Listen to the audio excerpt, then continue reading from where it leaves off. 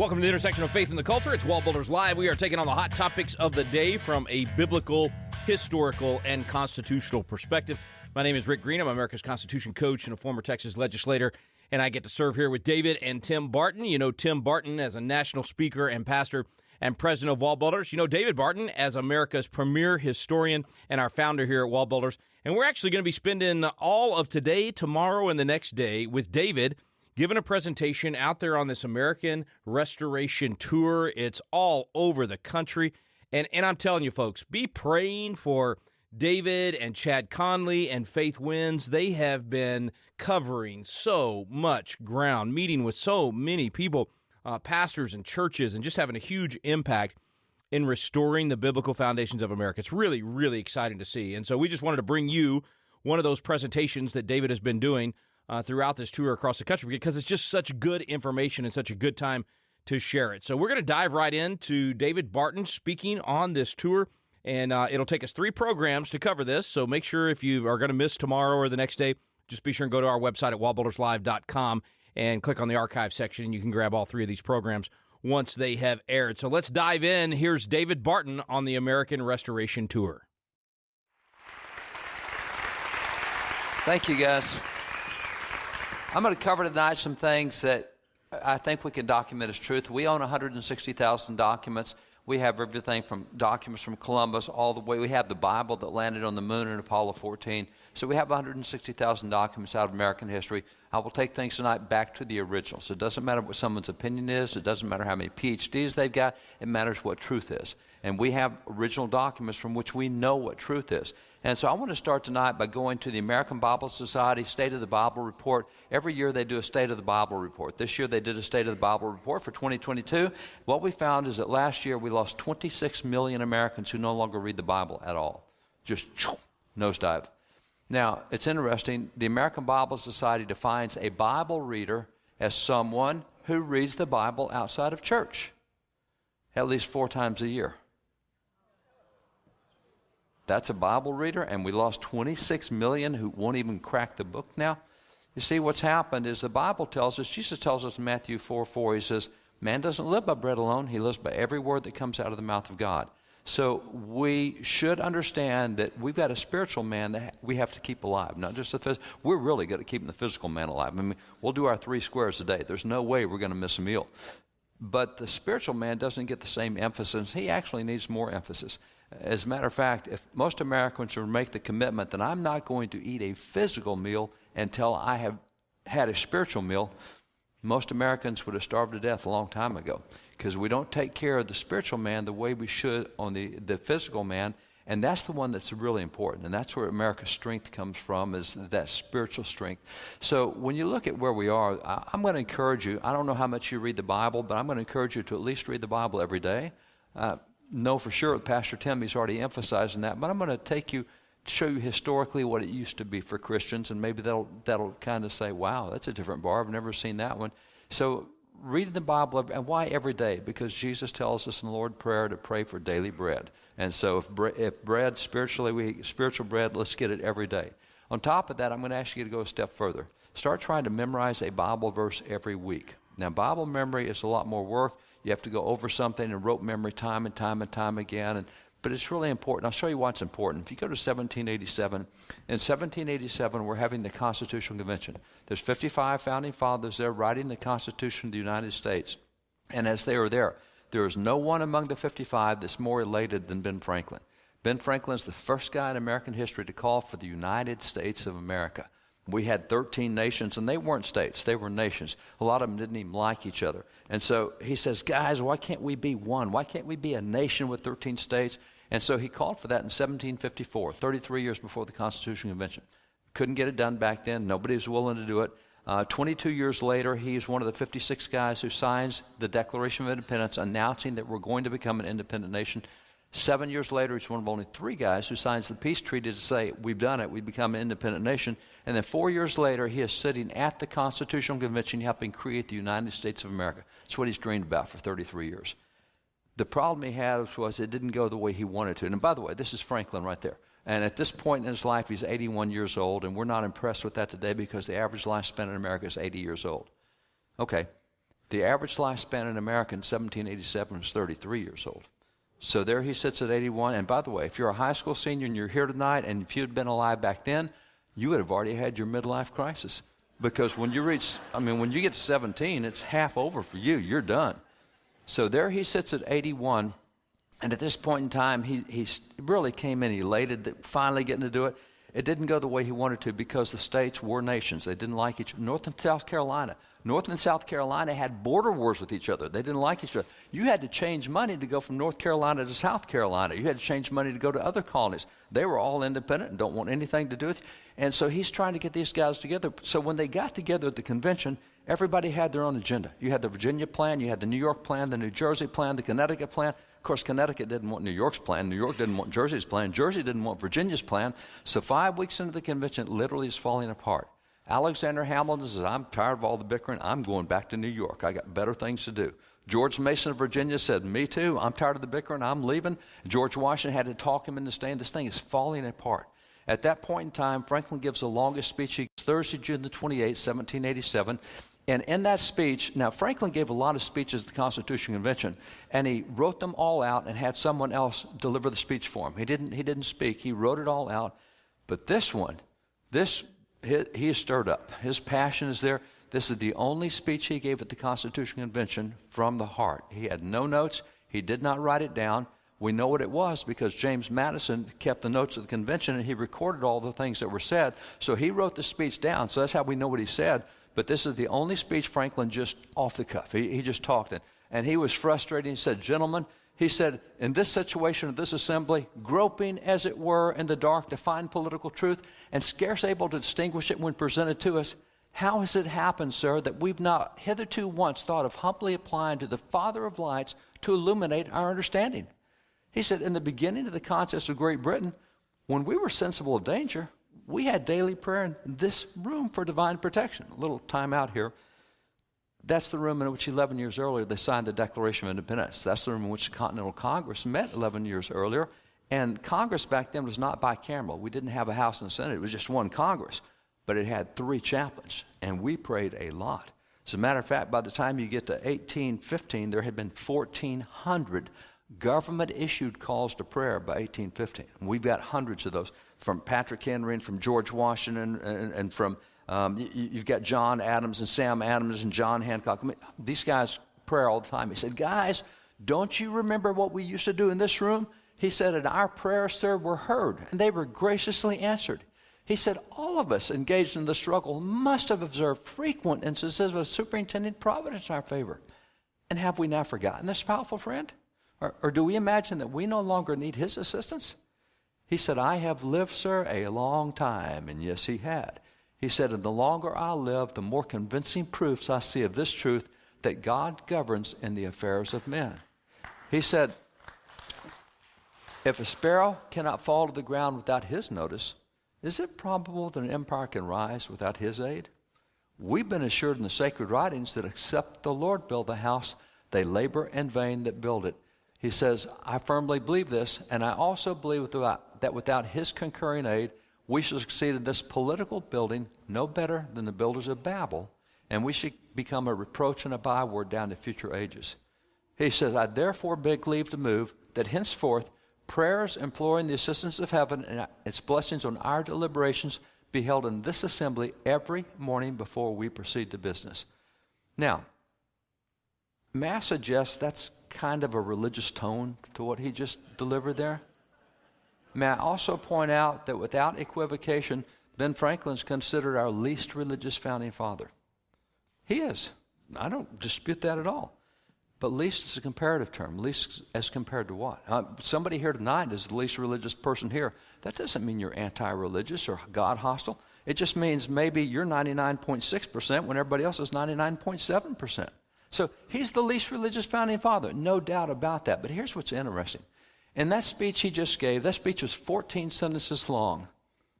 How many Bible verses did you see Ben Franklin quote in that speech? 14 Bible verses. These are the Bible verses Ben Franklin just quoted in that speech. Now remember, this is a passionate speech off the cuff. He's just speaking from the heart.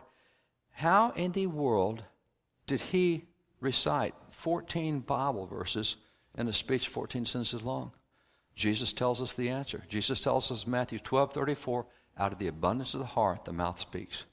Whatever you've hidden in your heart is going to come out your mouth. If it's anger, if it's rage, if it's forgiveness, whatever it is, he had hidden God's word in his heart. We're told to do that, and that's why I encourage you to memorize Bible verses. You see this throughout the American founding. As a matter of fact, it's significant. Franklin, and with the Bible knowledge that he had, we don't think of him as a Bible guy, and yet you just saw one speech. And I can show you tons of others because we've got so many of his speeches. Franklin had a conversation, an interesting conversation with the minister, Samuel Cooper. Samuel Cooper's a famous preacher up in the Boston area, and Franklin was really close to all the preachers back then. He was really close with George Whitefield and the Great Awakening. As a matter of fact, Ben Franklin built a room on his house so that when George Whitefield was anywhere close to Philadelphia, he stayed with Franklin. They were just great friends. And the same thing with Pastor Cooper. He's up in Boston, and Franklin's down in Pennsylvania. But nonetheless, they ride all the time, and they're really good friends. And Franklin wrote Pastor Cooper, and he said, Pastor, he said, you know, I've really seen a difference between what we have in America and what we have in Europe. He said, when I speak to a crowd here in America, here in New England where we are, when I speak to a crowd up here, I never have to tell them the Bible verses when I quote it. And this is what he said. He says, it's not necessary in New England, where everybody reads this Bible and is acquainted with scripture phrases, that I should take note the Bible references from which I take them. He didn't, at the Constitutional Convention, say, guys, as the Bible said, he didn't say that once. Why? Because they all knew that. He said, I don't have to tell anybody in America what the Bible phrases are because everybody reads and studies the Bible. He said, but when I go to Europe, because he was ambassador to France, he's ambassador to England, he said, when I get to Europe, those guys don't have a clue what the Bible says, and I have to tell them when I'm quoting the Bible. He says, but I've observed in England as well as in France that verses and expressions taken from the sacred scriptures and not known to be such appear very strange and awkward to readers.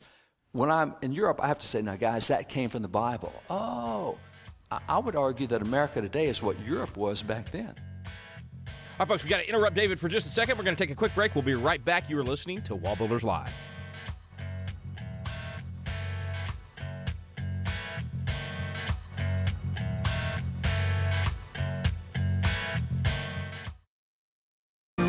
Have you noticed the vacuum of leadership in America? We're looking around for leaders of principle to step up, and too often, no one is there. God is raising up a generation of young leaders with a passion for impacting the world around them. They're crying out for the mentorship and leadership training they need. Patriot Academy was created to meet that need. Patriot Academy graduates now serve in state capitals around America, in the halls of Congress, in business, in the film industry, in the pulpit, and every area of the culture. They're leading effectively and impacting the world around them. Patriot Academy is now expanding across the nation, and now's your chance to experience this life-changing week that trains champions to change the world. Visit patriotacademy.com for dates and locations. Our core program is still for young leaders 16 to 25 years old, but we also now have a citizen track for adults. So visit the website today to learn more. Help us fill the void of leadership in America. Join us in training champions to change the world at patriotacademy.com.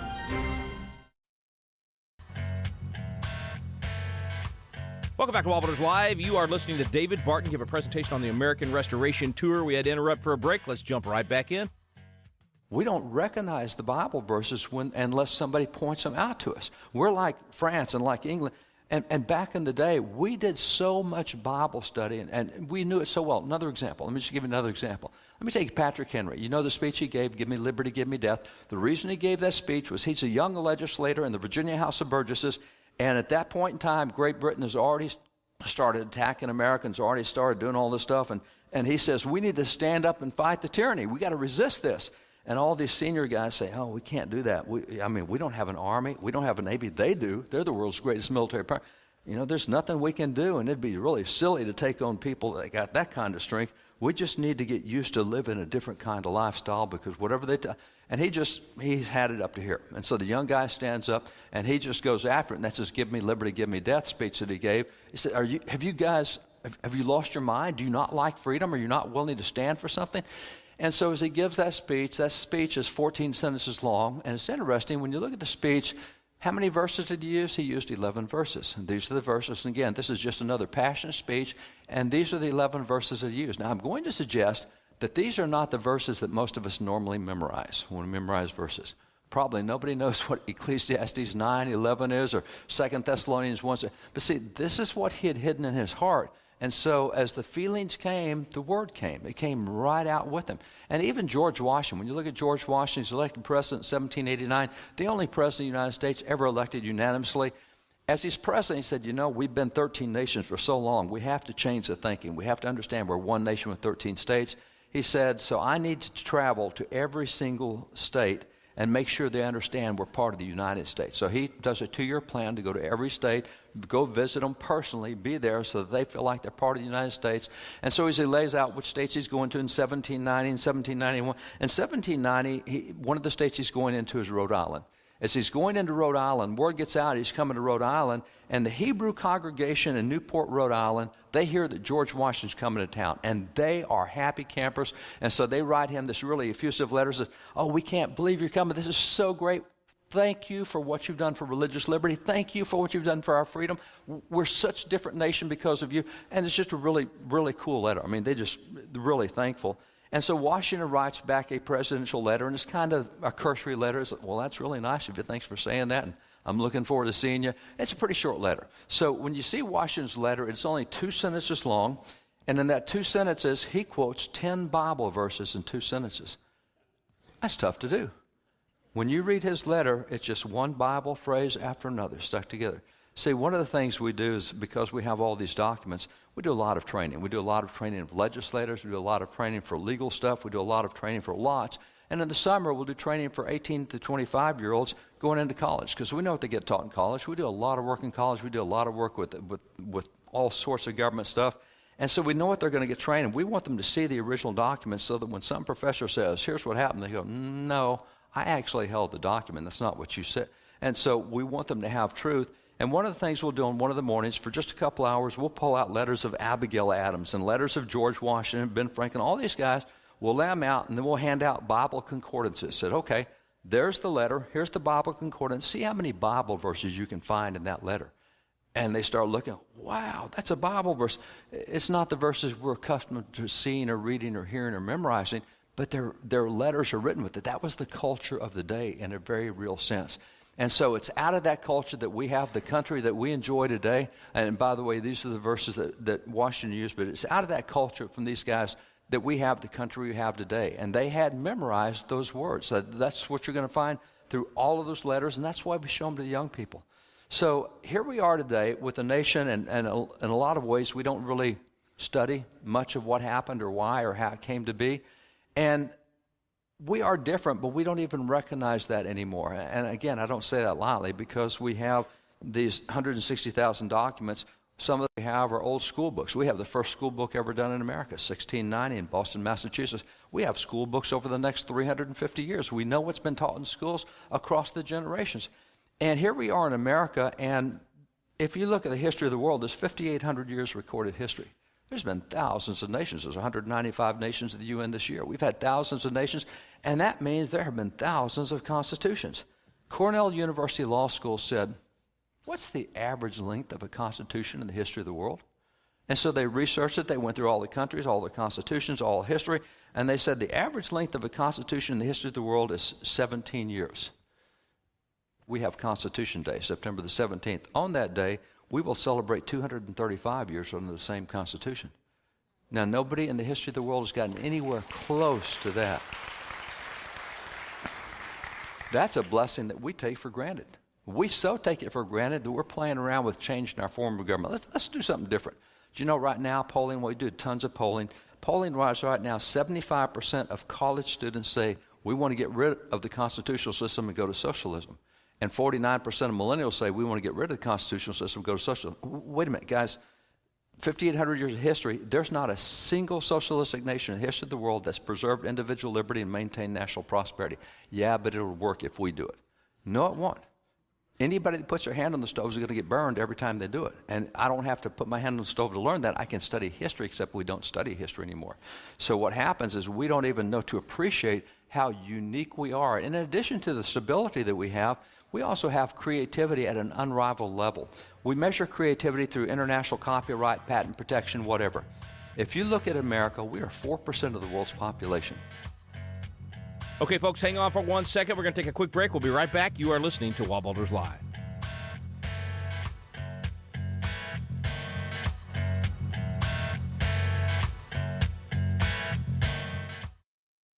Hey guys, we want to let you know about a new resource we have at WallBuilders called The American Story. For so many years, people have asked us to do a history book to help tell more of the story that's just not known or not told today, and we would say very providentially in the midst of all of the new attacks coming out against America, whether it be from things like the 1619 Project that say America is evil and everything in America was built off slavery, which is certainly not true, or things like even the Black Lives Matter movement, the organization itself, not the statement Black Lives Matter, but the organization that says we're against everything that America was built on, and this is part of the Marxist ideology. There's so many things attacking America. Well, is America worth defending? What is a true story of America? We actually have written and told that story, starting with Christopher Columbus, going roughly through Abraham Lincoln. We tell the story of America not as the story of a perfect nation or a perfect people, but the story of how God used these imperfect people and did great things through this nation. It's a story you want to check out. WallBuilders.com, The American Story.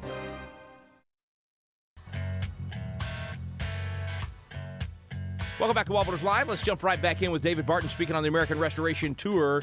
Here's David. 4% of the world's population should produce 4% of the world's whatever. Our 4% of the world's population has produced over 96% of the world's inventions out of America. Really? We're surrounded with stuff that other people wish they could just get part of.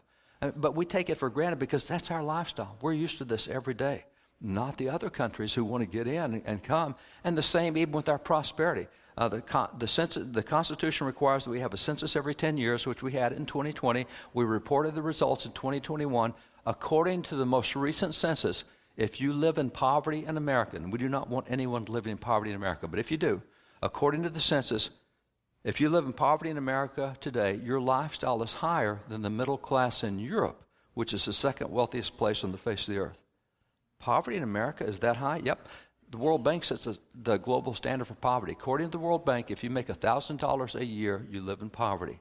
And yet this year, America, states like Hawaii, states like Mississippi, elsewhere, they said, unless you make more than $61,000 a year, you should not come off government services because that's what you get on government services. $61,000? And the rest of the world's looking at $1,000? And we're complaining about the state of America? See, we don't understand how special and how different that is. And when you look at where we are and what we have, what makes us so different? Who are the leaders behind this? Okay, well, maybe the guys who gave us the Declaration Constitution, maybe the guys who founded the nation, maybe we can say that they have some cause for credit. Well, that would be people like George Washington. That'd be people like John Hancock and people like John Adams. So maybe we give them some credit and say, hey, they came up with a pretty unique system. But it's interesting, back in 1818, a young man named Hezekiah Niles wrote Old Man Adams, because 1818 is 42 years after John Adams signed the Declaration of Independence. Hezekiah Niles would be what we would call a millennial of that generation. He was a younger one, and he said openly, I'm doing a history book on the United States. Came out in 1822, Principles and Acts of the American Revolution. We have the book, it's a cool book. This book that he was writing back in 1818, he says to Adams, he said, look, I wasn't there when all this happened. We really appreciate it. We really enjoy living in this, but we weren't there, but you were. And so as I'm writing this, I want to ask you, where did you get these ideas? Because these ideas are so different from everybody. Where did you get the ideas? And John Adams wrote back and said, well, you don't know where we got the ideas. He said, right up top, I'd put the Reverend Dr. Samuel Cooper. And then I'd put the Reverend Dr. Jonathan Mayhew. And then you've got the Reverend George Whitefield. And don't forget the Reverend Charles Chauncey. He goes through and starts listing all these pastors. Now, we might know who Whitefield is today, but the chances that we know anything about Cooper, Mayhew, or Chauncey, slim to none, even though Adams called them out, even though they're written about in the history book that was done by Hezekiah Niles. We don't study preachers today, whether they're white or whether they're black. I mean, who in the world is Richard Allen or Absalom Jones? Who's John Morant? Who's Lemuel Haynes? Who's Harry Hoosier? Let me just take Harry for a minute. Harry was part of the Great Awakenings. And in the Great Awakenings, we have great preachers. We have the George Whitefields and the John and the Charles Wesley, Francis Asbury, all these great preachers who drew tens of thousands of people into open fields, and they would speak to them in open fields, massive crowds. And yet, Francis Asbury says, Harry draws larger crowds than I do. Really? Never heard of Harry Hoosier. Benjamin Rush, signer of the Declaration, Benjamin Rush, John Adams said of all the 250 founding fathers, he said Benjamin Rush is one of the three most notable. According to John Adams, it's George Washington, Ben Franklin, and Benjamin Rush. We'll talk more about him later. Benjamin Rush, significant founding father, he says, I go to Harry's meetings, and he's the best orator I've ever heard. Wait a minute, you're running around with Patrick Henry, and you think Harry's better? Yeah, he's better by far. Harry's ministry was largely to the blue-collar people of America, what we would call the rough-and-tumble kind of woodsmen, the frontiers guys, the hunters, what we call long hunters. A long hunter is someone who goes out deer hunting and comes back 8 months later and found 2 more states somewhere. You know what I mean? They just go out and they stay and they just keep roaming, and and that was the kind of guys that were really drawn to Harry Hoosier. And so rough and tumble, they cussed a lot, they fought a lot, they drank a lot, and they get saved and their behavior changes and don't cuss as much and don't drink as much and don't fight as much. And it's interesting, Harry's ministry was along the East Coast. He was in Philadelphia and Delaware, and he's in Jersey, etc. But as America starts moving west in the early 1800s, as America moves west, a lot of these frontier guys move west with America. All right, folks, we're out of time for today. We're going to pick up right where we left off. We'll do that tomorrow and the next day. So this will be 3 days of David Barton speaking at the American Restoration Tour. You can find out more at our website, wallbuilderslive.com. Thanks so much for listening to WallBuilders Live.